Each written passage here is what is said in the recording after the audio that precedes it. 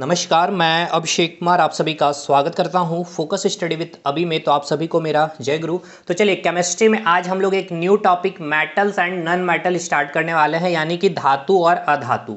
देखिए, आज से जो भी चीज़ें चल रही होगी अब, ठीक है ना, अभी तक हमने क्या कवर किया केमिस्ट्री की अगर मैं बात कर लूँ तो देखिए, सबसे इंपॉर्टेंट चीज़ है, मैंने आपको सबसे पहले ही बताया था केमिस्ट्री स्टार्ट करने से पहले ये पेपर आपको, और मैंने कहा था कि अल्टीमेट लास्ट क्लास तक जो केमिस्ट्री की चल रही होगी तब तक मैं आपको यही पेपर दिखा करके ये पूरा केमिस्ट्री खत्म करवा दूंगा। ठीक है, होता क्या है जनरली कि केमिस्ट्री के बारे में आपको सिलेबस बताया जाता है कि पहला टॉपिक पढ़ेंगे हम लोग atomic structure, periodic table, acid base salt, metal non metal, gaseous law, इस तरह से चीज़ें पढ़ते हैं और आपने पढ़ा भी होगा बहुत जगह से। लेकिन एक्चुअल जो चीज़ें आपको तो किताबों में मिल रही होती है वो सारी चीज़ें, लेकिन ये मैंने कहा था कि ये पूरा का पूरा केमिस्ट्री हम लोग इसमें ख़त्म करेंगे। हमने कहा था कि पूरा मैटर सबसे पहले जो हमने स्टार्ट किया, पूरा यूनिवर्स की अगर हमने बात की तो आपका मैटर्स, और मैंने कहा था एक और वर्ड एनर्जी, जिसको मैंने फिजिक्स में रखा। और मैटर्स में आपको मैंने क्या बताया कि सबसे पहले हम इसका फिजिकल क्लासिफिकेशन देखेंगे, सॉलिड लिक्विड गैस को खत्म कर लिया। ठीक है, उसके बाद आपको मैंने बोला कि केमिकल क्लासिफिकेशन में आपको मैंने शुद्ध पदार्थ के बारे पढ़ाया, यानी कि प्योर मैटर स्टार्ट किया। प्योर मैटर में मैंने आपको एलिमेंट्स एंड कंपाउंड कहाँ, एटॉमिक स्ट्रक्चर वाला ये सेक्शन था। ठीक है, उसके बाद एटॉमिक स्ट्रक्चर खत्म करने के बाद एसिड बेस सॉल्ट भी खत्म हुआ। उसके बाद आपका इन हो गया आपका पीरियोडिक टेबल, यानी कि ये एलिमेंट्स की जो हम लोग बात किए 118, प्रेजेंटली 126 या फिर 127 भी आपको मैंने बता रखा कि कैसे अगर आपका एग्जाम में आएगा तो आप कैसे टिक करेंगे। तो इस एलिमेंट्स में हमने क्या देखा, पीरियोडिक टेबल्स। अब इसी एलिमेंट्स के अंदर आपका मेटल, नॉन मेटल और मेटलॉइड को खत्म करेंगे। तो ये सेक्शन खत्म, मतलब समझिए कि ऑलमोस्ट आपका केमिस्ट्री का पार्ट खत्म हो गया है। अब बचेगा इधर आपका जो कंपाउंड है, ठीक है ना, जितने सारे कंपाउंड है या फिर आप बोल सकते हैं ऑर्गेनिक केमिस्ट्री, जिसमें हाइड्रोकार्बन वगैरह जितना भी चीज़ होगा इसके अंदर हम लोग खत्म करेंगे। अब देखिए, अगर जेएसएससी के अकॉर्डिंग अगर बात की जाए तो उसमें अभी तक मैंने नहीं देखा कि ऑक्सीडेशन नंबर से पूछा जा रहा है क्वेश्चन या फिर केमिकल बॉन्डिंग से। लेकिन अभी इसको सबसे पहले हम लोग खत्म करेंगे। और फिर सबसे इंपॉर्टेंट पार्ट ये है, देखिए इंपॉर्टेंट तो सेक्शन ये भी काफ़ी है क्योंकि डेली लाइफ से अगर रिलेट करिएगा, और अभी आपने देखा पीरियोडिक टेबल में, और अभी जब आप मेटल नॉन मेटल, क्योंकि आप डेली लाइफ में क्या यूज़ कर रहे हैं, मेटल ही यूज़ करते हैं या नॉन मेटल ही यूज़ करते हैं, और बाद में आपकी बात जो भी होगी ऑर्गेनिक से, ठीक है ना। तो ये सेक्शन अब काफ़ी इंपॉर्टेंट है, इसलिए मैंने ये कहा कि देखिए ये अंत तक यही केमिस्ट्री होता है, इसी में केमिस्ट्री खत्म भी होती है। वो सिलेबस पढ़ना एक अलग चीज़ हो गया, क्योंकि वो किताबों में तो लिखी होती है, लेकिन जिन्हें आपको एग्जैक्ट फिजिकली दिखानी चाहिए ये वही चीज़ थी। तो अब सुनिए, जो चीज़ें आपकी पेंडिंग रह गई है साइंस में उसको ठीक है कवर करने चलना है, लेकिन अभी से जितनी क्लासेस मिल रही है या पीरियोडिक टेबल से जितने मैंने दी है भाई, एक भी स्किप ना करिएगा। इस पे क्या होगा, लोड इंक्रीज होते चले जाएगा। मैंने पहले ही कहा था कि हर दिन आपको 25 से 30 मिनट हमारे क्लास में बैठना है साइंस में, क्योंकि जो मैं कंटेंट देता हूं जिस प्रकार से, ना तो आपका waste of time within second भी मैं करता हूं, और साथ के साथ ना मैं कुछ आपको लिखने देता हूं। हर चीज़ मैं आपको सारा का सारा कंटेंट, जैसे टॉपिक कंप्लीट हुआ आपका नोट्स अपलोडेड है, अब पीरियोडिक टेबल कंप्लीट हुआ उसका भी नोट्स अब अपलोड हो जाएगा। उसी प्रकार मेटल्स एंड नॉन मेटल भी हम लोग काम करेंगे। साथ के साथ देखिए, मॉडल पेपर जो आपका यूट्यूब पे चल रहा है मैथ्स और रीजनिंग की, शानदार तरीके से मॉक टेस्ट की तरह आप उसे लीजिए। जो लेवल रखा गया है आपका एग्जाम में, जो लेवल होगा उससे एक स्टेप ऊपर है, ताकि एग्जामिनेशन में भी आपको लगे कि वाकई ये काफ़ी अच्छी हमने तैयारी कर रखी है। दूसरी चीज़, सेव हो सके टाइम, क्योंकि देखिए मैथ, रीजनिंग, साइंस और आपका कंप्यूटर, ये वो सेक्शन होगा जहां आप 100% स्कोर कर रहे होंगे, और एकदम बहुत ही मिनिमम टाइम में। बाकी बचा इंडियन जीके और झारखंड जीके। झारखंड जीके भी एक लिमिटेड कंटेंट के दायरे में ही आप पढ़ सकते हैं, चीज़ों को खत्म कर सकते हैं, लेकिन इंडियन जीके एक वास्ट होगा। लेकिन फिर भी जिन्होंने कंटेंट लिया है हमारे से, भाई पहले उस कंटेंट को गो थ्रू हो लीजिए।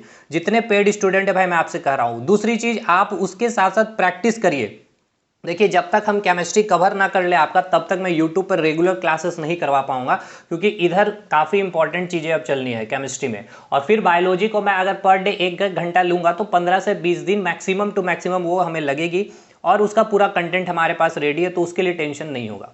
ठीक है, तो चलिए अब हम लोग स्टार्ट करते हैं मेटल्स एंड नॉन मेटल को। दूसरी बात, जो लोग अगर आप में से इच्छुक, देखिए अभी आपके पास काफ़ी टाइम है, तीन महीने का टाइम काफ़ी इंपॉर्टेंट भी है और काफ़ी ज़्यादा भी है। तो आप यहाँ से हमारे साथ जुड़ सकते हैं। फोकस स्टडी विद अभी है एप्लीकेशन, और इसमें आपका मैथ, रीजनिंग और साइंस तीनों का कॉम्बो बैच भी अवेलेबल है विथ मिनिमम कॉस्ट में। साथ ही साथ इसी में आपको मैथ्स की भी टेस्ट सीरीज फ्री में मिल जा रही है, और आपको कंप्यूटर का भी। और कुछ समय के बाद आपको अगस्त के महीने में ही आपको फुल लेंथ टेस्ट आपको मिलेगी।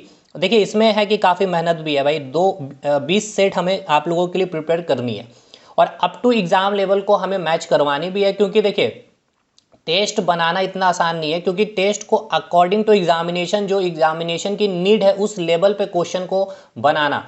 अब जैसे कि अगर आप जेएसएससी की बात करें, सुन लीजिए ध्यान से, थोड़ा सा टाइम लगेगा इस वीडियो में, कि जेएसएससी की अगर बात कर लिया जाए ना, तो अगर आप, मैं साइंस की अगर बात करूं तो साइंस का अगर इंपॉर्टेंट रोल आप देख रहे होंगे तो केमिस्ट्री, फिजिक्स और बायोलॉजी में सबसे ज़्यादा वेटेज आपको देखने को मिलेगा केमिस्ट्री का। आपने अगर देखा होगा, थोड़ा सा ध्यान लगाया होगा, तो 8 से 9 क्वेश्चन आपके सचिवालय में 2016 में पूछे गए थे, जो प्री का पेपर हुआ था। फिजिक्स में आपको 4 से 5 क्वेश्चन रहे और बायोलॉजी में उसी प्रकार 5 से 6 क्वेश्चन रहे। कहने का मतलब ये है, इसीलिए मैंने केमिस्ट्री का पूरा नोट बहुत अच्छे से, हालांकि फिजिक्स में भी दिया है, केवल प्रॉपर्टीज ऑफ मैटर का नहीं दिया। क्यों नहीं दिया उसका भी रीजन मैंने बताया कि भाई उसमें कुछ चीज़ें लिखनी ही नहीं है, पूरा कंसेप्चुअल है और प्रैक्टिकली डेली लाइफ से वो चीज़ें हैं, और वो आपको मैंने बता रखा। तो आप हमारे साथ एक बार जरूर जुड़िए। और खैर, ये टेस्ट जब भी आए आप इससे जरूर इनरोलमेंट लीजिएगा। और ऐसा इसीलिए, अगर 10 दिन भी आपके पास समय है तो 10 दिन में पर डे अगर 2 टेस्ट भी आप लगाते हैं ना, तो आप अपने आकलन बहुत अच्छे से कर पाएंगे। इसका सॉल्यूशन काफ़ी इंपॉर्टेंट होगा, सबसे चीज़ इंपॉर्टेंट आपके लिए ये है, ठीक। बाकी चलिए स्टार्ट करते हैं आज की हम लोग classes. Metals and non metal, यानी धातु और अधातु।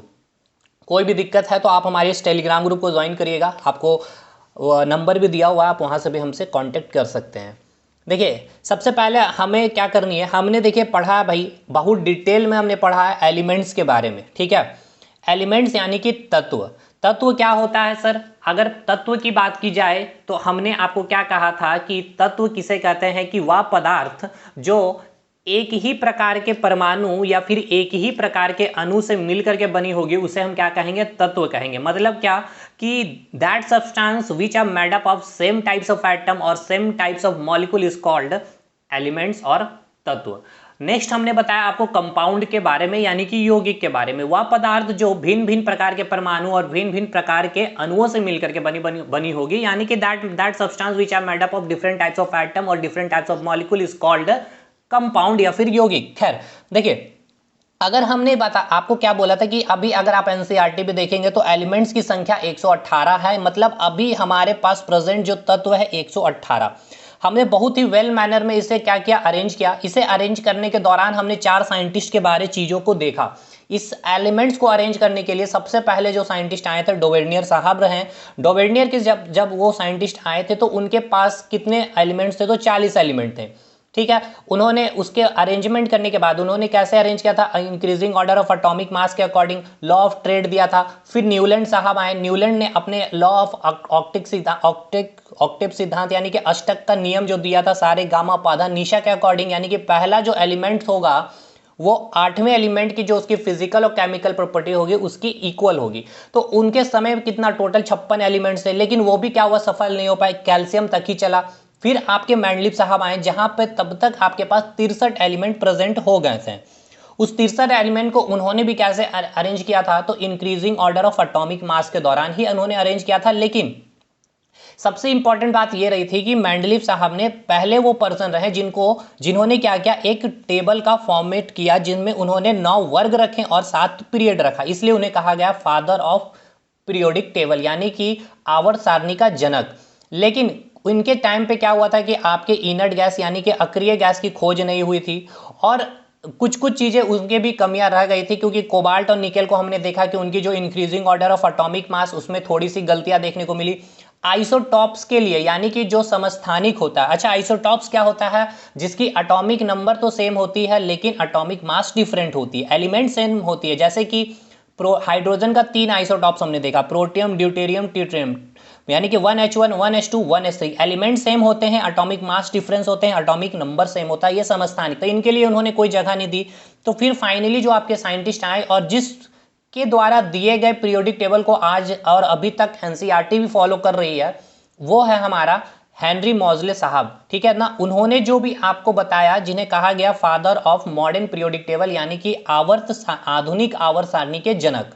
तो उन्होंने क्या किया था? उन्होंने 18 वर्ग रखे और 7 आवर्त रखे, ठीक है। और फिर पूरी की पूरी चीज़ें हमारे पीरियोडिक टेबल में सारी एलिमेंट्स अरेंज हो गई है। अभी भी कई स्पेस को क्या रखा, कई स्पेस पीरियोडिक टेबल में खाली है, जो ऐसा कहा जाता है कि अभी कुछ और एलिमेंट्स की खोज होने बाकी है। ठीक है, तो ये हमने एलिमेंट्स को इस प्रकार से अरेंज किया, 118 एलिमेंट्स। देखिए ये चीज़ें इसलिए बताई क्योंकि अगर आप मेटल्स और नॉन मेटल्स पढ़ रहे हैं ना, तो वो पीरियोडिक टेबल पूरा आपके माइंड में घूमना चाहिए। और मैंने आपको पूरा याद करवाया है पीरियोडिक टेबल बनाना सिखाया है, पीरियोडिक टेबल में पूरे के पूरे एलिमेंट्स को मैंने अरेंजमेंट कराया है, विथ ट्रिक भी चीजें याद की है, विथ एटॉमिक नंबर यानी कि परमाणु संख्या आप कैसे याद करेंगे। ठीक है, उसमें सारा डिफरेंशिएट हमने किया था पीरियोडिक टेबल में कि जो लेफ्ट साइड होते हैं वो क्या होता है आपका मेटल्स होता है, और जो राइट साइड होता है वो क्या होता है आपका नॉन मेटल होता है। और जो बॉर्डर लाइन एलिमेंट जिनको हमने कहा था मेटलॉइड यानी कि उपधातु, जो आपको क्या करता है डिफरेंशिएट करता है मेटल और नॉन मेटल, जिसकी संख्या कितनी थी 6 या फिर 7 कहेंगे। जब 7 होगा तो पोलोनियम को भी क्या किया गया, पोलोनियम को भी क्या किया गया, कंसिडर किया गया मेटलॉइड में। ठीक है ना, ये सारी चीजें देखिए भाई। अब देखिए उसी एलिमेंट्स में यानी कि वो पीरियोडिक टेबल जो आप देख रहे हो, चलिए मैं आपको पीरियोडिक टेबल पहले दिखाता हूं। तो देखिए ये हमारा था पीरियोडिक टेबल, इसको एज इट इज़ मैंने आपके सामने हाथों से बनाया, कैसे बनाया वो चीज़ सिखाया। देखिए सबसे इंपॉर्टेंट चीज़ वो थी, मैंने ये नहीं किया कि कहीं से भी फोटो इमेजेस लाए, और मैंने एक एक ग्रुप बनाया पहले, सबसे पहले। ठीक है, फिर दूसरा ग्रुप रखा, फिर कैसे मैंने उनको सब ग्रुप में बांटा, ए रखा, बी ग्रुप में मैंने कैसे रखा, 8 को 8वें ग्रुप को मैंने कैसे 3, मतलब चीज़ों को मैंने आपको खुद से किया। मैंने हमेशा कहा कि आपको मैं कभी भी, चाहे स्ट्रेटजी की वीडियो हो चाहे कोई भी क्लासेस की वीडियो हो, मैं वही चीज़ बताता हूँ जो कभी ना कभी मैंने किया है भाई। और अगर मैंने किया है इट मीन्स वो पॉसिबल है। ठीक है, नहीं ये नहीं कह देता हूँ मैं आपको कि 10 किताबें पढ़ लें या फिर वो किताबें ये किताबें, नहीं, जो रियलिस्टिक बातें हैं वही होगी भाई। तो देखिए ये आपका क्या था, मेटलॉइड था, यानी कि boron, silicon, germanium, arsenic, antimony, tellurium और पोलोनियम। मैंने ये कहा था कि पोलोनियम अगर कंसिडर किया जाएगा तो 7 आपके मेटलॉइड होंगे। अदरवाइज ये आपका बॉर्डर लाइन एलिमेंट के नाम से भी जाना जाता है। और इधर आपके जितने होंगे ये सभी के सभी क्या होंगे, मेटल होंगे। मेटालिक प्रॉपर्टी क्या होता है, लेफ्ट टू राइट यानी पीरियड में डिक्रीज होता है, और ग्रुप में क्या होता है आपका इंक्रीज होता है। नेक्स्ट मैंने ये कहा था कि इसके राइट साइड जितने एलिमेंट्स है ये आपके नॉन मेटल है, यानी कि आप क्या पढ़ रहे हैं, मेटल्स एंड नॉन मेटल और मेटलॉइड। यानी आप आज जो पढ़ रहे होंगे, आज एक दिन में तो नहीं होगा खत्म, इस पूरे एलिमेंट्स के बारे आप पूरी जानकारी ले रहे होंगे, और फिर फर्दर आप इसके बारे पढ़ेंगे और फिर इसके बारे भी पढ़ेंगे। तो देखिए यही चीज़ आपके डेली लाइफ में चल रही है, तो ऑब्वियस सी बात है सवाल यहीं से बनेगा। और इससे पहले ये पता होना चाहिए था कि ये पीरियोडिक टेबल होता क्या है, और इस पीरियोडिक टेबल से पहले आपको ये पता होना चाहिए था कि एलिमेंट्स और कंपाउंड क्या होते हैं, और उसके बाद आपको एटम्स की संरचना के बारे, जो मैंने बखूबी से चीज़ें बताई है। देखिए अभी हमने काफ़ी मेहनत कर लिया। अब जैसे मेटल्स और नॉन मेटल्स की जो आप चीज़ें देख रहे हैं, यहाँ आपको इतना मेहनत अब नहीं करना पड़ेगा, क्योंकि चीज़ें आप देखिए किस तरह से मैंने आपको पीरियोडिक टेबल रिवाइज करवा दिया इतने कम टाइम में, विद इन 7 से 8 मिनट के अंदर। चलिए, तो अभी आपके पास टोटल कितने एलिमेंट्स हैं, तो आप कहेंगे सर हमारे पास 118 एलिमेंट्स है, जिसमें आपके पास 91 मेटल्स हैं यानी धातु है, यानी इस 91 धातु के बारे आपको पढ़नी है। उसके बाद आपको 20 या 21 नॉन मेटल कहेंगे, मतलब मेटलॉइड अगर 7 हो जाएगा तो उस केस में आपका नॉन मेटल की संख्या 20 हो जाएगी, और अगर मेटलॉइड 6 लिया जाएगा तो उसके में नॉन मेटल आपको 21 हो जाएगा, यानी कि 91 मेटल, उसके बाद नॉन मेटल, और आपको मेटलॉइड के बारे में पढ़नी है, यही चीज़ है। ठीक, तो चलिए सबसे पहले मैं आपको बताता हूं, जो आप लिख रहे होते हैं मेटल्स यानी कि METALS, इसके हर एक वर्ड में ही इसकी प्रॉपर्टीज छिपी होती है, और इसकी प्रॉपर्टीज से क्वेश्चन आपके बन जाते हैं। जैसे कि सबसे पहला वर्ड आपको दिख रहा है मेटल्स का M, हाँ, ये M4 क्या होता है, मैलिएबिलिटी होती है। मतलब क्या है इसका, मतलब समझिए, आघात वर्धनीयता। देखिए आपके पास कोई भी एक ऐसी धातु, मतलब सिंपल से समझिए कि ये जो आप धातु है ना, धातु के आप प्रॉपर्टीज, उसकी गुण के बारे पढ़ रहे हैं, तो धातु के पास एक ऐसी गुण होती है जिसे हम कहते हैं मैलिएबिलिटी यानी कि आघात वर्धनीयता। M4 मैलिएबिलिटी, मेटल्स का पहला लेटर M, ठीक है, तो मेटल्स का पहला M जो है वो क्या बता रहा होता है आपको, मैलिएबिलिटी के बारे, यानी कि आघात वर्धनीयता के बारे।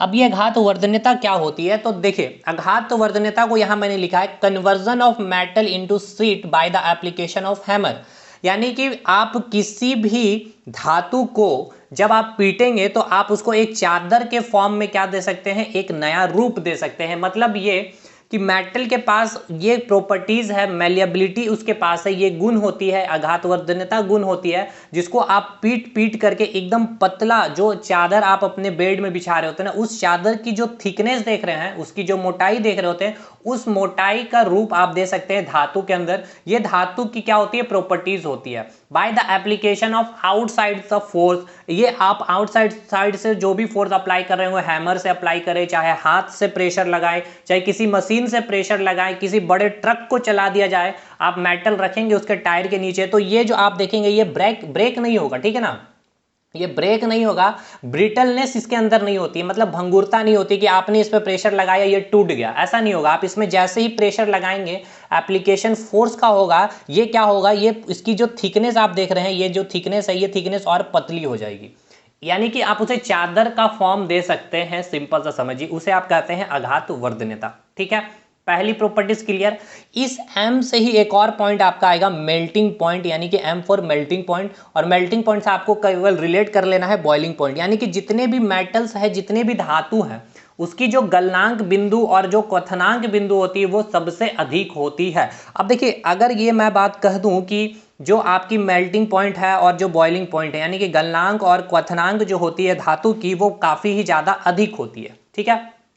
लेकिन इसको भी आपको समझना होगा कि आखिर ये ऐसी होती क्यों है। देखिए, अगर मेल्टिंग पॉइंट की बात की जाए तो मतलब क्या, द्रव में बदलने के लिए, ठीक है ना, कोई भी आपको आपका कोई भी पदार्थ क्या हो रहा है, द्रव में बदलना, मेल्ट कर रहा है, गल रहा है, यानी कि द्रव में बदल रहा है, तो उसके लिए क्या आवश्यकता पड़ेगी, हीट की, एनर्जी की, उसमें क्या आवश्यकता पड़ेगी, उसको ही आप क्या कहेंगे, गलनांक, या फिर आप उसे क्या कहेंगे, गलन।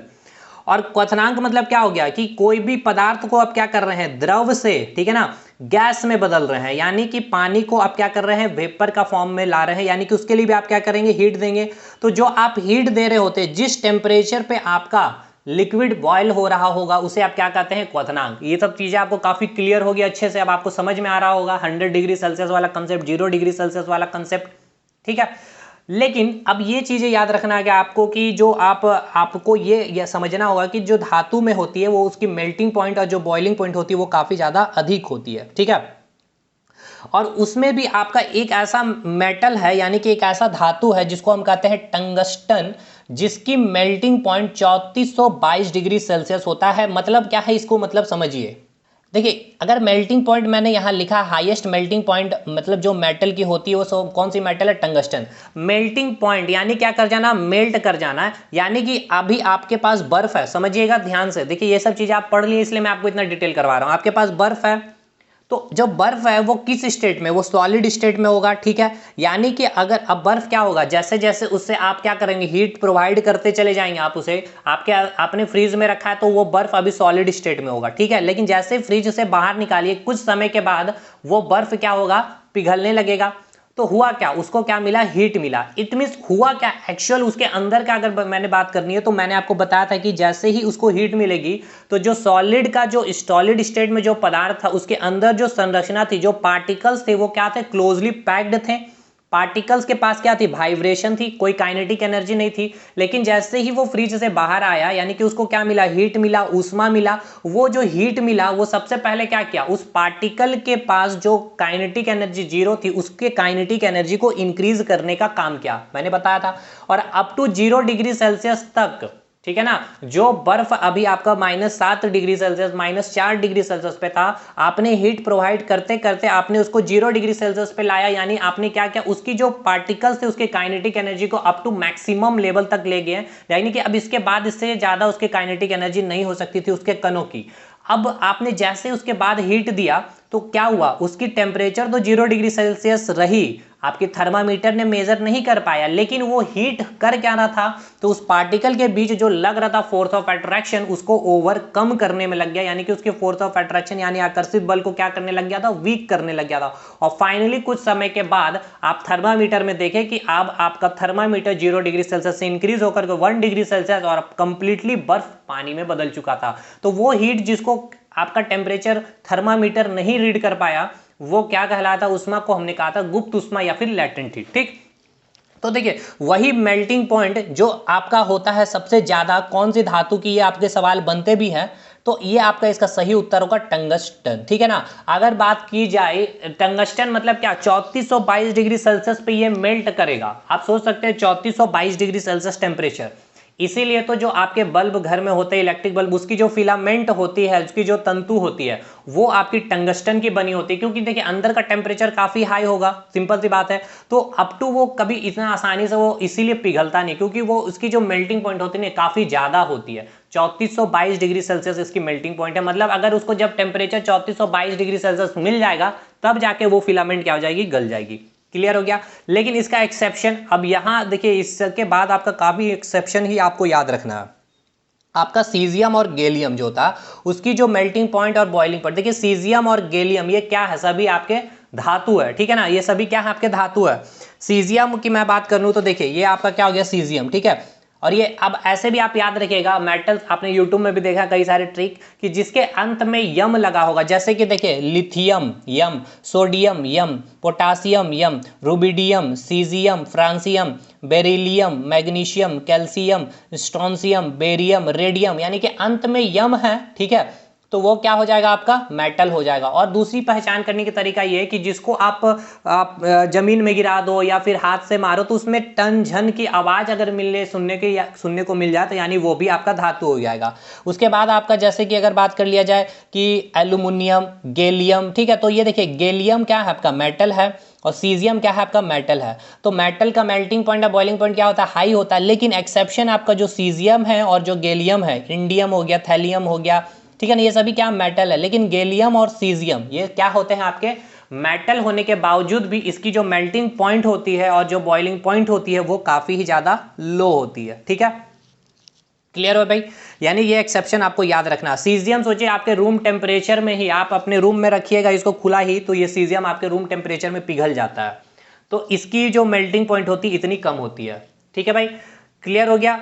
अब मेटल्स का एम क्लियर हो गया। एम फॉर क्या बताया, मेटल्स का एम आपको बताया मेलिएबिलिटी, यानी कि मेटल यानी कि धातु जो होती है वो मेलिएबल होती है, आघातवर्धीय होती है, और दूसरी इसकी मेल्टिंग पॉइंट और बॉइलिंग पॉइंट हाई होती है। अब आते हैं ई फॉर हो गया आपका इलेक्ट्रिक कंडक्ट, यानी कि ऐसा भी बोल सकते हैं इलेक्ट्रिक कंडक्टर होता है या फिर विद्युत का सुचालक होता है।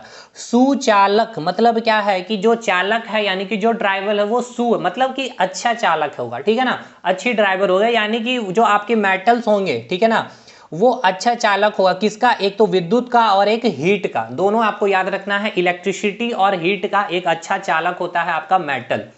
मतलब ये कहने का मतलब ये है कि जो धातु होती है ना उससे आपकी आराम से आसानी से इलेक्ट्रिक करंट और आपकी ऊष्मा वहां से फ्लो कर जाएगी। जैसे आप अगर कोई धातु लिए हैं, जैसे कि कोई वायर है आपका कॉपर का, एल्यूमिनियम, तो आपका उससे करंट फ्लो कर जाएगा। लेकिन उसके जगह आप कोई नन मेटल ले लीजिए, आप हो सकता है आप कोई वुड ले ले, लकड़ी ले ले, हाँ, तो उससे क्या करंट फ्लो करेगी, नहीं करेगी। या फिर अगर मैं कह दूं आपकी हीट की बात, तो आयरन को आप देखिए आप हीट उससे आराम से फ्लो कर जाएगा। आप इसका एक किनारा गर्म कीजिए, पूरा अगले किनारा भी आपको गर्म होते हुए मिलेगा। क्या लकड़ी में ऐसा होता है कि एक किनारा गर्म कर रहे तो उसका दूसरा किनारा बने, क्योंकि वो गुड कंडक्टर नहीं होता है, ठीक है ना, यानी कि वो विद्युत का कुचालक और ऊष्मा का भी कुचालक होता है, नन मेटल।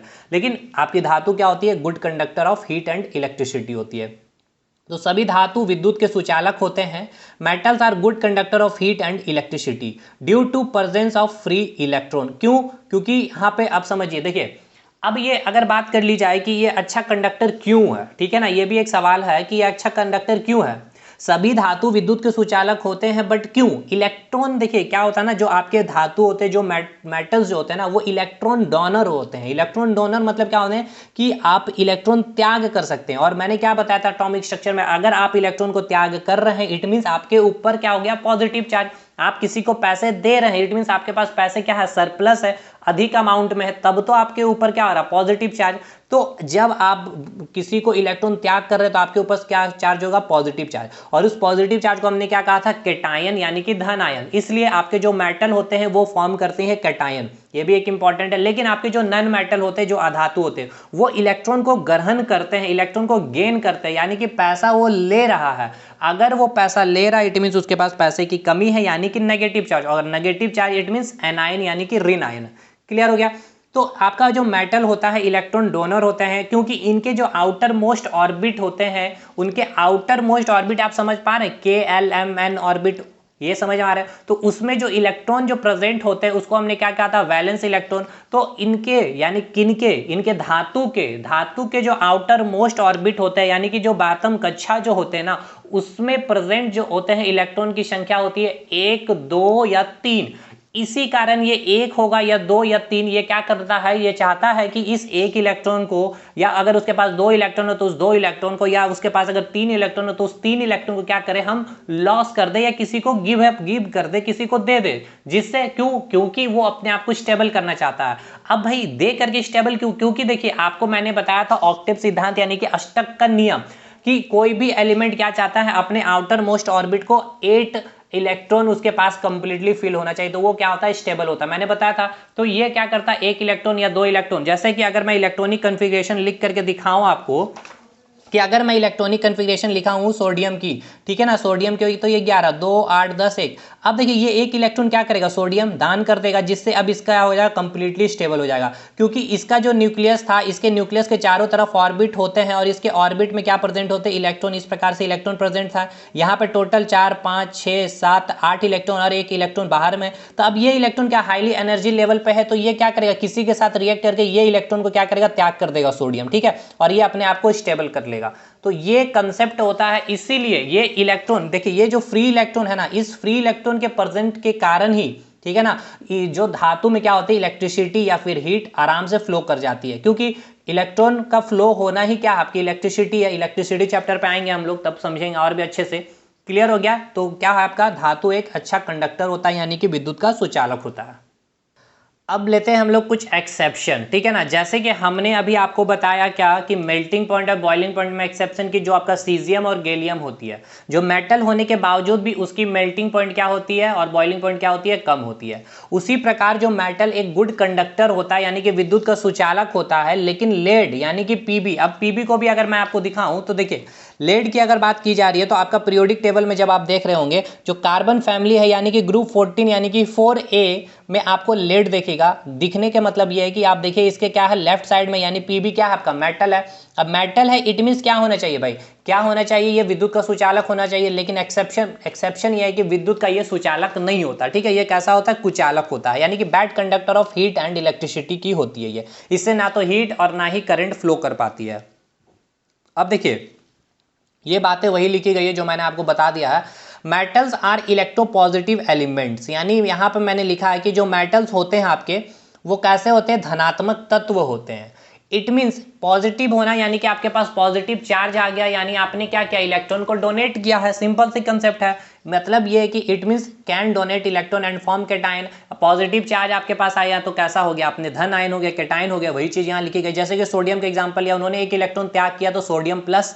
मैग्नीशियम क्या करता है, 2 इलेक्ट्रॉन त्याग करेगा। क्यों, क्योंकि इसके आउटर मोस्ट ऑर्बिट में, मैंने क्या कहा, धातु के आउटर मोस्ट ऑर्बिट में 1 होगा, 2 होगा, 3, तो वो उसको क्या करता है, धातु उसको त्याग करना चाहता है, कि उसको त्याग करके अपने आउटर मोस्ट ऑर्बिट में 8 इलेक्ट्रॉन रख करके हम क्या कर पाए, अपने आप को स्टेबल कर पाए, ठीक है ना। यही तो अष्टक का लॉ था ना भाई, कि लॉ ऑफ ऑक्टेव यही है कि हम अपने आउटर मोस्ट ऑर्बिट में 8 इलेक्ट्रॉन कर ले कंप्लीट, भाई हम स्टेबल हो गए।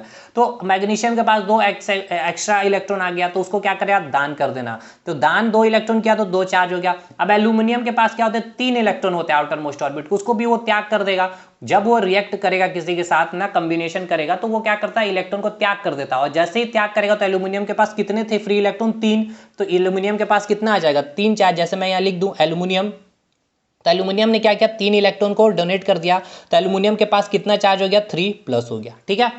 अब देखिए जो आपके मेटल्स होते हैं, ये भी याद रखिएगा, मेटल्स जो होते हैं ना, कभी भी फ्री फॉर्म में नहीं होते, मतलब मुक्त अवस्था में आपको कभी भी नहीं मिल पाएगा। अगर आप मतलब नेचर में, प्रकृति में आप इतना जो, जैसे कि आपने देखा आयरन, हाँ, क्या आपको आयरन ऐसे ही मिल जाएगी, नहीं। वो मेटल्स जो होते हैं ना, वो एक कंबाइन फॉर्म में होते हैं, मतलब वो दूसरे तत्वों के साथ मिल करके रहते हैं। और बाद में हम लोग अपने एक, देखिए अब उसको भी हम लोग पढ़ेंगे, बहुत सारे प्रोसेस होते हैं, उस प्रोसेस के थ्रू हम लोग क्या करते हैं, उस आयरन को बाहर निकालते हैं। यानी कि मेटल के पास क्या होती है, टेंडेंसी होती है मिश्र धातु यानी कि एलॉय का फॉर्मेशन करने का। मतलब क्या, कि वो क्या होता है ना, किसी के साथ कंबाइन फॉर्म में रहता है, एक यौगिक, मतलब बोल सकते हैं कि बहुत सारे तत्वों के साथ वो मेटल मिल करके बना होगा, मतलब मिल करके रहेगा।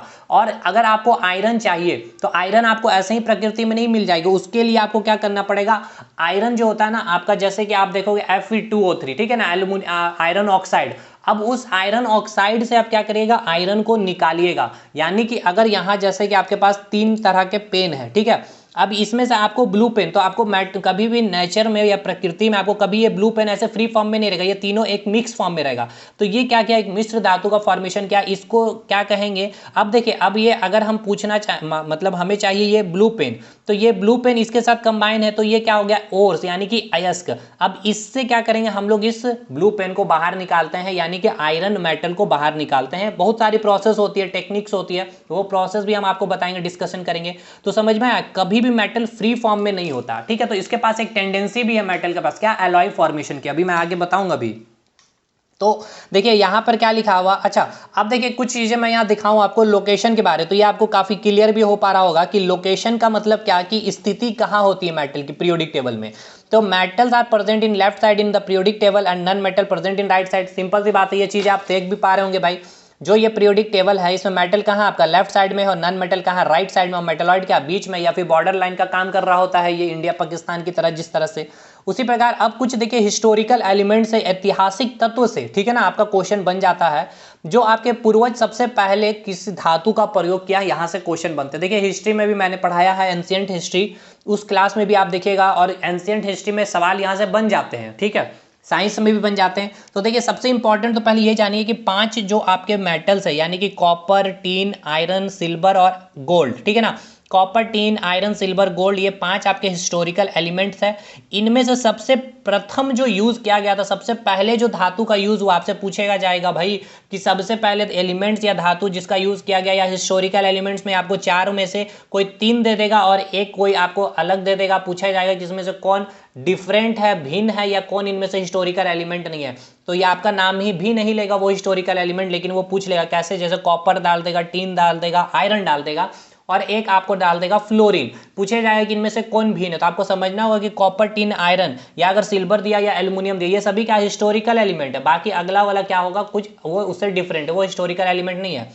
तो जो सबसे पहले पूर्वजों ने यूज किया था वो कॉपर था, और सबसे ज्यादा जो हिस्टोरिकल एलिमेंट में सबसे ज्यादा जो लोगों ने यूज किया था वो आपका आयरन था, ठीक है ना। आपने देखा भी था, मैंने एंशिएंट में समझाया भी था कि आयरन के कई सारे इक्विपमेंट उन्होंने बनाए, शिकार करने के लिए, खेती करने के लिए, क्योंकि उनका जीविकोपार्जन क्या था, कृषि करना या फिर शिकार करना, यही था, ठीक है ना। खैर वो हिस्ट्री का टॉपिक हो जाएगा, या आप एंशिएंट हिस्ट्री वगैरह भी आपको पढ़ना है भाई, तो उनको कर लीजिए। हमारा मास्टर वीडियो अपलोडेड है 8-8 घंटे का, और एकदम क्वालिटी कंटेंट, एकदम अप टू पीसीएस लेवल के वो।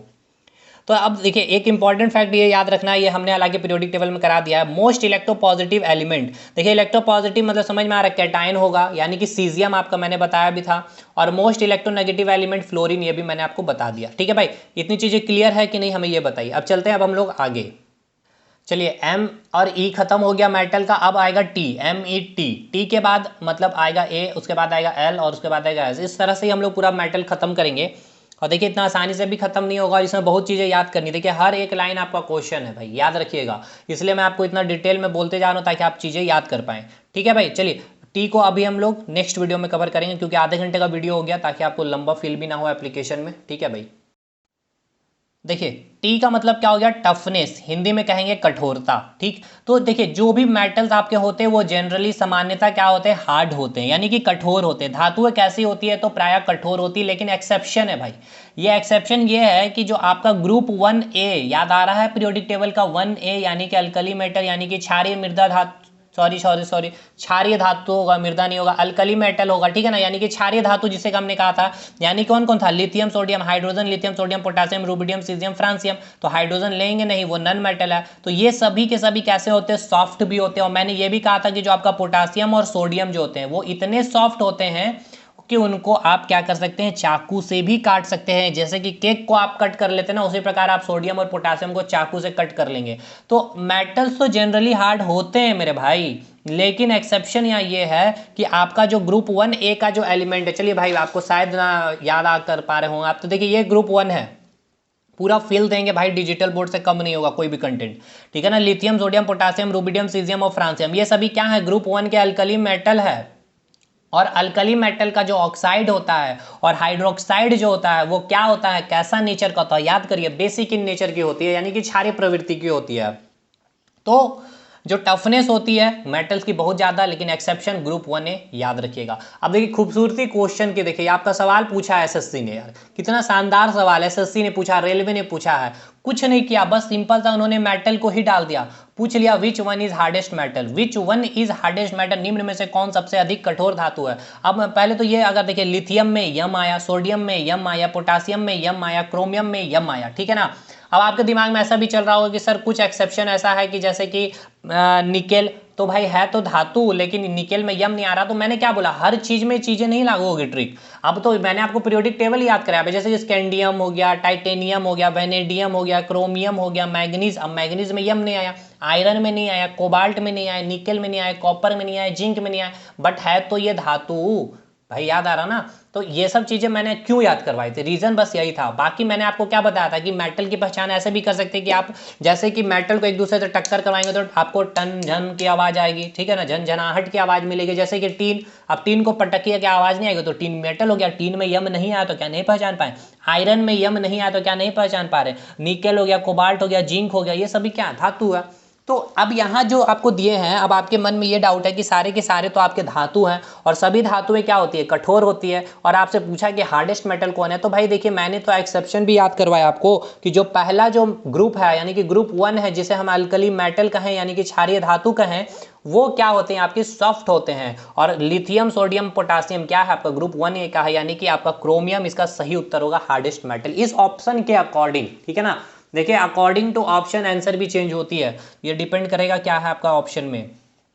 अगला उसी टी से आप रिलेट करेंगे टेंसाइल को यानी कि डक्टाइल को, यानी कि एम से जैसे आपने रिलेट किया मेलिएबिलिटी को और मेल्टिंग पॉइंट या बॉइलिंग पॉइंट को, फिर एम ई के बाद इलेक्ट्रिक कंडक्टर यानी कि गुड कंडक्टर होता है हीट एंड इलेक्ट्रिसिटी की आपकी मेटल्स, एक्सेप्शन आपने क्या देखा, लेड को देखा।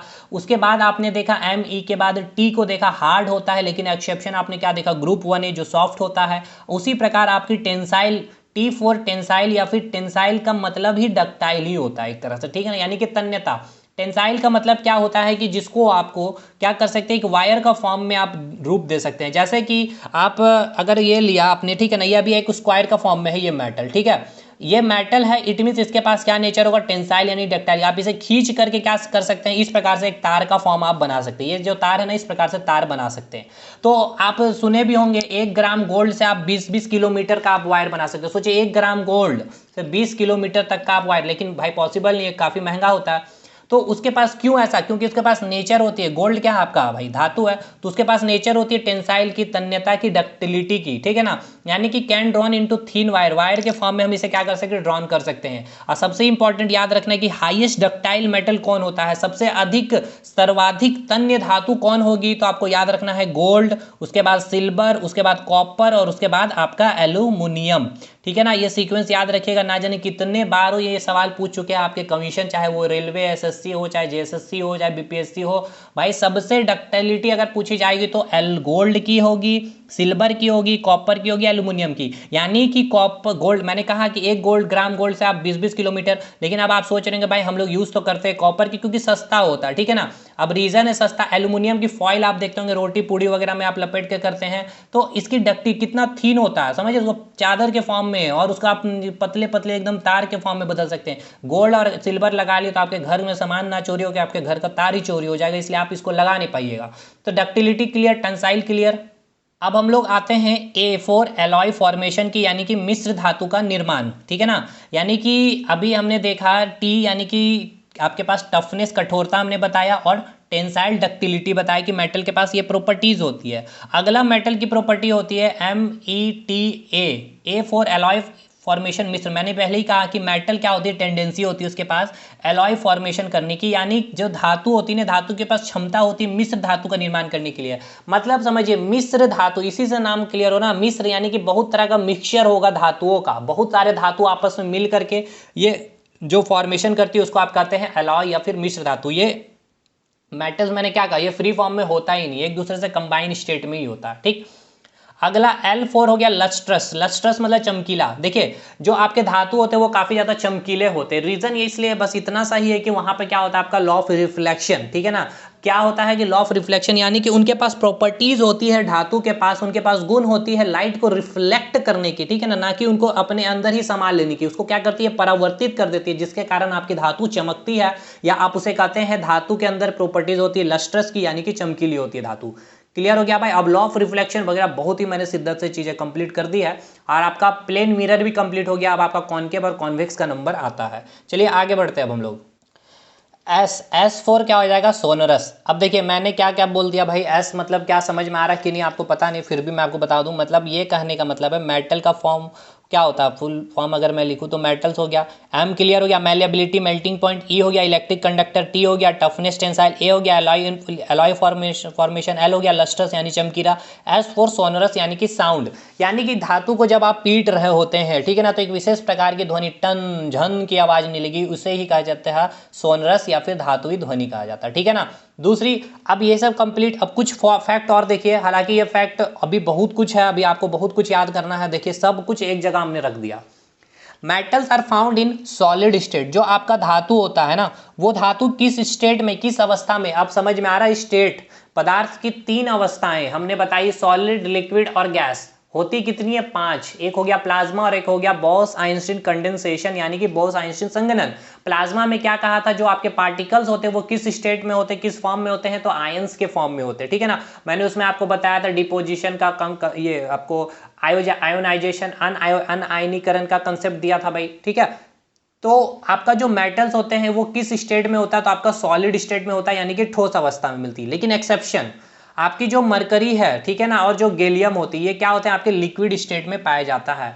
मरकरी बोले तो पारा, पारा बोले तो Hg जो आपका होता है, और गैलियम जो होता है ये अभी के कौन से स्टेट में होते हैं, लिक्विड स्टेट में होते हैं, यानी कि इसे लिक्विड मेटल भी कहा जाता है। तो कई बार आपसे पूछ लिया जाएगा ऑप्शन में कि इनमें से कौन लिक्विड मेटल है, और खास करके मरकरी नहीं दिया रहेगा क्योंकि बहुत कॉमन हो जाता है, और गैलियम किसी को पता नहीं होता, तो गैलियम याद रखिएगा मरकरी के साथ भी।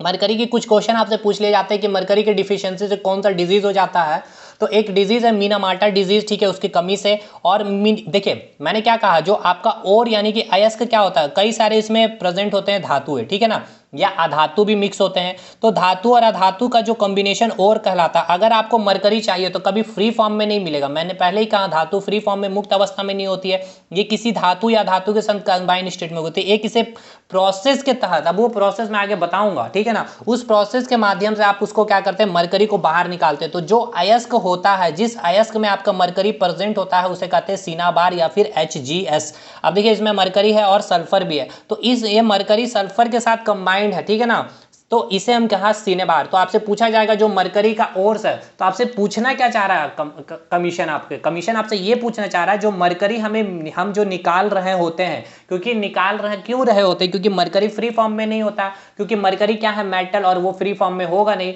तो वो किसी ना किसी ओर्स में होगा, यानी अयस्क में प्रेजेंट होगा। उस अयस्क का नाम बताइए जिससे हमें ओर्स, जिस अयस्क से हमें पारा मिलती है, तो वो सिनाबार है, यानी कि HgS है। क्लियर हो गया।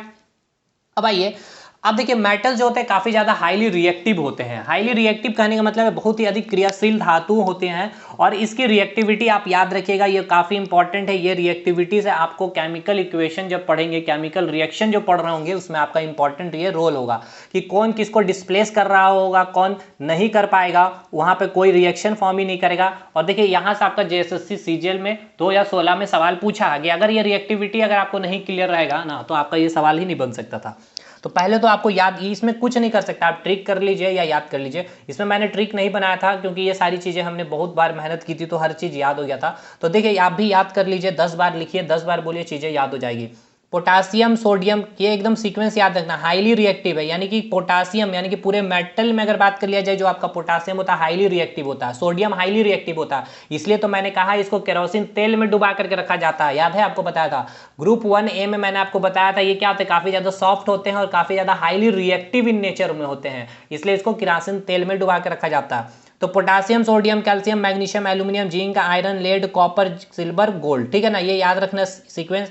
इसमें आपका जो गोल्ड होता है सबसे लिस्ट रिएक्टिव होता है। आप गोल्ड को छोड़ दीजिए, पानी में भी कुछ भी उसमें ना तो जंग लगेगा, वो रिएक्शन ही शो नहीं करेगी। सिल्वर भी उसी प्रकार से है, तो ये लिस्ट रिएक्टिव मेटल होता है, ये हाईली रिएक्टिव मेटल होता है। भाई सीक्वेंस याद करिए फिर से, potassium, sodium, calcium, magnesium, potassium, sodium, calcium, magnesium, potassium, sodium, calcium, magnesium, aluminium, zinc, iron, aluminium, zinc, iron, aluminium, zinc, iron, एकदम यही 4 सीक्वेंस के साथ याद करिए, इसको 3 सीक्वेंस के साथ याद करिए। और फिर लेड, कॉपर याद करिए, और इधर आपका सिल्वर और इधर गोल्ड आपको याद हो जाएगा। चांदी से आप याद रखिएगा, चांदी का आप ये लड़कियां क्या पहनती, पायल बनती है, गोल्ड का आप भाई पहनते हो कुछ भी, ठीक। तो potassium, sodium, calcium, magnesium, potassium, sodium, calcium, magnesium, aluminium, zinc, iron, aluminium, zinc, iron, aluminium, zinc, iron, potassium, sodium, calcium, magnesium, potassium, sodium, calcium, magnesium, aluminium, zinc, iron, और फिर लेड हो गया, कॉपर हो गया, लेड, कॉपर, लेड, कॉपर, और नहीं तो केवल ऐसे याद रखिएगा कॉपर, सिल्वर, गोल्ड, ठीक है, लेड एक केवल याद रखिएगा। क्लियर हो गया, याद हो गया पोटासियम, सोडियम, चलिए potassium, sodium, calcium, magnesium, iron, zinc, lead, copper, silver, gold, ठीक है, potassium, sodium, calcium, magnesium, aluminium, zinc, iron, lead, copper, silver, gold, list reactive, highly reactive. Next, अब देखिए काफी इंपॉर्टेंट पॉइंट, ये इससे आपका सवाल बनेगा यहां से भी। तो देखिए यहाँ जो इलेक्ट्रिक बल्ब आप जो यूज करते हैं, देखिए ये मैंने वहां भी बोला था, टंगस्टन जो मैंने आपको बताया 3422 डिग्री सेल्सियस इसकी मेल्टिंग पॉइंट होती है, वो डायरेक्ट आपका पूछता है वैल्यू भी, ठीक है। तो टंगस्टन का मेल्टिंग पॉइंट बहुत अधिक होने के कारण हाईएस्ट अगर पूछ लिया जाएगा मेटल जिसका मेल्टिंग पॉइंट होता है वो टंगस्टन होता है। इसलिए तो इलेक्ट्रिक बल्ब का तंतु किससे बना होता है, फिलामेंट किसकी बनी होती है, तो आपकी किसकी बनी होती है, तो आपकी टंगस्टन की बनी होती है। इलेक्ट्रिक बल्ब का जो फ्यूज वायर होता है, फ्यूज वायर को फ्यूज वायर ही लिखेगा एग्जाम में, याद रखिएगा, टीन तथा लेड का बना होता है। एसएन हो गया टीन और लेड हो गया। अब देखिए एग्जाम में कभी टीन और लेड इस तरह से नहीं मिलेगा आपको, इसका केमिकल या सिंबल ही देखने को मिलेगा भाई। तो क्योंकि टीन को बहुत लोग खोज रहे होते हैं एग्जाम में कि टी कहाँ लिखा हुआ, टी होता ही नहीं, ये लेटिन वर्ड हो गया, याद रखना है, लेटिन नेम हो गया, ऐसे भी आप बोल सकते हैं। और इलेक्ट्रिक बल्ब में कौन सा गैस होता है, और देखिए इसमें अब कैसे पूछता ना, अब पूछा जा रहा है कि कौन सा गैस होता है सबसे अधिक मात्रा में, तो याद रखिएगा आर्गन 85% होता है और नाइट्रोजन गैस 50% होता है। आर्गन और नाइट्रोजन दोनों फिलअप होता है इलेक्ट्रिक बल्ब में। क्लियर हो गया भाई। 4-5 पॉइंट और बचा हुआ है जिसमें आपसे पूछेगा कि सबसे हल्की धातु, तो ध्यान रखना धातु में आपको लिथियम, मैंने बहुत बार इसको क्लियर किया भाई क्योंकि ये बहुत कंसेप्चुअल और आपका डाउटेबल और कंफ्यूजिंग होता है। धातु में सबसे हल्की धातु लिथियम, क्योंकि हाइड्रोजन 1 एटॉमिक नंबर है, हीलियम का 2 है, लेकिन ये क्या है आपका, ये अधातु है, ठीक है। और धातु में लिथियम सबसे हल्की होगी। और अगर आपसे अधातु बोल दे या फिर एलिमेंट बोल दे, क्योंकि एलिमेंट के अंदर ही तो आपका धातु अधातु आता है, तो आपका आंसर हो जाएगा हाइड्रोजन। ये मैंने क्लियर कर रखा है पीरियोडिक टेबल में। तो लाइटेस्ट एलिमेंट हाइड्रोजन, ठीक है। इस तरह से चीजें पढ़िए ना, 2-2 3-3 बार उसको करिएगा ना, तो कंफ्यूजन जो होगा ना वो क्रिएट ही नहीं हो पाएगा, फिर क्लियर हो जाएगा। वहां पे आपको क्लियर किया, देखिए अभी मैंने क्लियर कर दिया। हार्डेस्ट मैटर पूछ ले, यानी कि कठोर धातु आपसे अगर पूछ लिया जाए तो कठोर, देखिए आज के क्लास से सिंपल से बात बोलूँ तो भाई सवाल आपके रहेंगे, ठीक है, चाहे कुछ भी बोल लीजिए। हार्डेस्ट मेटल यानी कि कठोर धातु, सबसे हार्डेस्ट मेटल कौन है, देखिए हार्डेस्ट और हैवीएस्ट, इसमें कंफ्यूजन है लोगों को। हार्डेस्ट जो होता है वो प्लेटिनम और टाइटेनियम, दोनों में से कोई ऑप्शन मिलेगा टिक करिएगा। और सबसे हैवीएस्ट भारी धातु होती है ऑस्मियम, 76 शायद होती है एटॉमिक नंबर, अगर मैं गलत ना हूँ 75 या 76 में, एक थोड़ा सा कंफ्यूजन है, देख लीजिएगा। अगर मैं देखूँ तो ऑस्मियम की यहाँ पे कितनी होगी भाई, देखो 57 है ना, यहाँ पे आपका हो जाएगा ये हो गया, चलिए हाँ ठीक है 76 होगा, चलिए। तो ऑस्मियम हो गया भारी धातु, हैवीएस्ट मेटल हो गया ऑस्मियम, ठीक है। ऑस्मियम का मैंने पोजीशन भी याद कराया था, आयरन के बाद नीचे एक ग्रुप छोड़िएगा, ठीक है ना, और उसके बाद ऑस्मियम आ जाएगा। Zinc, cadmium, mercury, copper, silver, gold, निकल, प्लेडियम, प्लेटिनम, और ये हो गया आपका क्या, कॉइन मेटल धातु हो गया, ठीक है ना, कॉइन मेटल हो गया, मुद्रा धातु हो गया। ये सारी चीजें ऑलमोस्ट आपको मैं याद करवा दिया भाई। तो हैवीएस्ट मेटल प्लेटिनम, टाइटेनियम हो गया, भारी धातु ऑस्मियम हो गया। टाइटेनियम जो रड वगैरह ना पैरों, जब देखिए जब एक्सीडेंट वगैरह जो रड लगा होता है ना, इसी टाइटेनियम का होता है, काफी ज्यादा हैवीएस्ट हार्डेस्ट होता है ये धातु, ठीक। चलिए इतना अभी खत्म करते हैं आज की क्लास। आज हम लोग पूरा यहाँ तक चीज़ों को कवर कर लिए हैं। 2 वीडियो में आपका कंप्लीट भी हो जाएगा ये, मतलब 2 वीडियो में आपका एप्लीकेशन में दिखेगा, पार्ट 1 पार्ट 2 में। इसके बाद एक और क्लास लिया जाएगा, नहीं 2 क्लास और शायद आई थिंक मुझे लग जाए मेटल में, क्योंकि देखिए एक में तो अभी मैं आपको केमिकल प्रॉपर्टीज़ करवाऊंगा, ठीक है ना, मतलब सुन लीजिए थोड़ा सा क्या क्या आगे का शेड्यूल होगा, कैसे हम खत्म भी करेंगे ये भी आपको बताना जरूरी है। तो केमिकल प्रॉपर्टीज देखेंगे सर, ठीक है ना, जिसमें मैं आपको मेटल, बहुत इंपॉर्टेंट है वो केमिकल प्रॉपर्टी, वहां से या तो आज के क्लास से या कल के क्लास से क्वेश्चन बनेगा। ऑक्सीजन से रिएक्ट करने पे क्या होगा, जो ऑक्साइड बनेगा वो ऑक्साइड का नेचर आपसे पूछ लेगा। हालांकि मैंने इसको करवाया है भाई, आपको अगर याद आ रहा होगा, वाटर का भी मैंने करवाया, लेकिन फिर से करवाऊंगा। डाइल्यूट एसिड के साथ रिएक्ट कराऊंगा, इसको मैंने एसिड बेस सॉल्ट में करवा दिया था। देखिए अब जो बोला ना मैंने, केमिस्ट्री जो आप पढ़ रहे होंगे ना, बहुत ईजी लग रहा होगा अगर अभी तक आपने जहां पीरियोडिक टेबल तक अगर शिद्दत से पढ़ा आपने, ठीक है, मेहनत किया तो। और ये ऐसा ही नहीं बोल रहे होते भाई, चीज़ें पे मेहनत कर रहे होते हैं, आपके साथ हम भी मेहनत कर रहे होते हैं तभी बोले होते हैं। फिर कुछ कुछ इंपॉर्टेंट मेटल्स पढ़ेंगे हम लोग, जैसे गोल्ड के बारे पढ़ लेंगे, ठीक है ना, उसके बाद सिल्वर के बारे पढ़ लेंगे, उसके जितने ओर्स वगैरह एक एक साथ खत्म करते चलेंगे हम लोग, ठीक है। आयरन को पढ़ लेंगे हम लोग, टाइप्स ऑफ आयरन देख लेंगे, बोरोन के बारे देख लेंगे, एल्यूमिनियम देखना होगा, एल्यूमिनियम का ओर्स देखना होगा, मैग्नीशियम देखना होगा, उसके ओर्स देखने होंगे, copper very very important, potassium, zinc. मतलब 2 क्लास में तो मुझे नहीं लगता कंप्लीट हो पाएगा, एटलीस्ट 3 क्लास लगेंगे। और फिर फाइनल क्लास में मैं आपको पूरा का पूरा एकदम जो और निचोड़ बचेगा मेटल्स में, जितने पूछे गए होंगे ना वो सबको रख दूंगा भाई, मतलब कहीं से छोड़ने की कोशिश होगी नहीं। और फिर नन मेटल पे आएंगे, तो नन मेटल में भी मान के चलिए 3 दिन ऑलमोस्ट कोशिश है भाई कि इस मंथ में ही आपको पूरा कंप्लीट हो जाए मेटल्स और नन मेटल्स, ठीक है भाई। तो दैट्स ऑल, आज की क्लास यहीं पे एंड करते हैं, मिलते हैं हम लोग कल अगले वीडियो में, तब तक के लिए धन्यवाद।